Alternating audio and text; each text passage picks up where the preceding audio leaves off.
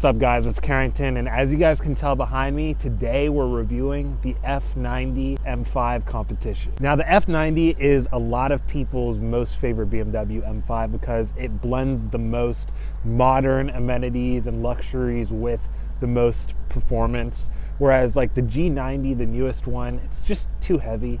This is still a decent weight with 617 horsepower and I think 553 pounds-feet of torque.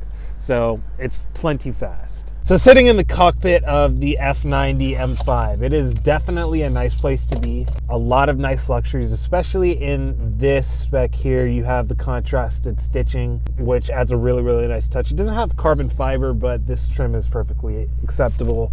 Alcantara headliner, leather wrapped steering wheel, heated steering, massaging seats. So this is a really nice executive sedan with all the right amenities. But can it do both the sport and luxury thing at the same time? A lot of vehicles really cannot balance the two, and for instance, they might make the suspension too harsh or crashy, and that sacrifices the around town daily ability of it. We're just in the normal driving modes right now. Obviously, as you can tell, there's still a little salt on the road, so we're gonna be taking it careful.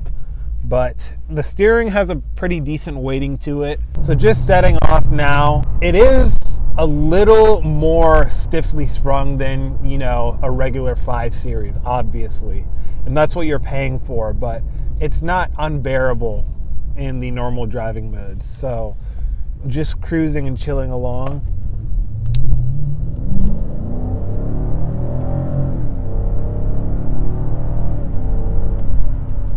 Don't really feel the weight of this thing when it changes directions. It has a pretty direct steering response. I'm interested to see how the steering feel is because obviously everyone complains about newer BMW steering, but it's actually pretty darty. I don't know if you guys can tell. It's very quiet in the cabin except for the tire noise, but you don't hear like wind or anything like that.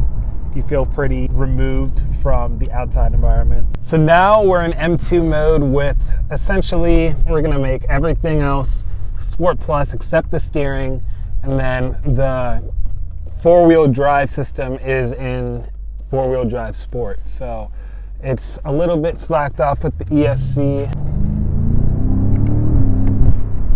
So this twin turbo 4.4 liter V8 has a hot V setup. So the throttle response is not as bad as you would probably think it is in a twin turbo car. This car has plenty of power for the street, almost too much. And the balance of the chassis is really something that I noticed is amazing in this car. Obviously BMW 50/50 weight distribution. And we're about to see that in some of the corners that we take. Another thing to note, this has a ZF 8-speed transmission, which does not feel as snappy as it did in the XM. That had a little bit more of a punch to it, but it's plenty quick. The downshifts are quick enough, but it's not like a dual clutch. Certainly, that is something you'll notice, but it's perfectly fine for what this is. This isn't meant to be like a track car. This car is, again, you have all of these luxury amenities. You have literally massaging seats. So it's not meant to give you like the most sporting feeling. That really should have been the G80. The G80 should have come with a DCT, but it didn't. Anyways, it's perfectly fine for this application. So now about to take a few corners just to give you guys an understanding of what this luxury barge feels like turned up to its most sporting setting in terms of the chassis and everything like that. You do not feel the 4,400 pounds or whatever this weight figure is. It definitely disappears and it really just becomes you in the road. The steering is very direct, especially in comfort mode. I prefer comfort mode steering as opposed to the sportier. Makes it feel more like the Giulia. Now, when it comes to the actual feedback of the road, there's not much. There's really not much at all. You might feel like a little tingling bit of vibration, but it's nothing like a Porsche. It's nothing like, you know, even a Giulia, in my opinion. Plenty of torque. But the chassis just has a balance to it. You feel very, very confident in this car, especially in the four-wheel drive modes.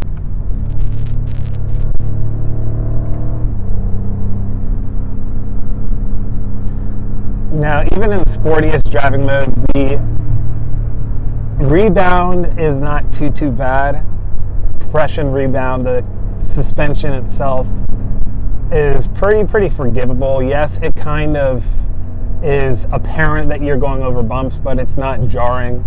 I would say Lambos are a lot more jarring, and even the M3, but this is tuned perfectly. Gives you the right amount of connection in the suspension to the road. Not too much lean either or body roll, just enough to be able to kind of feel where the car grips up.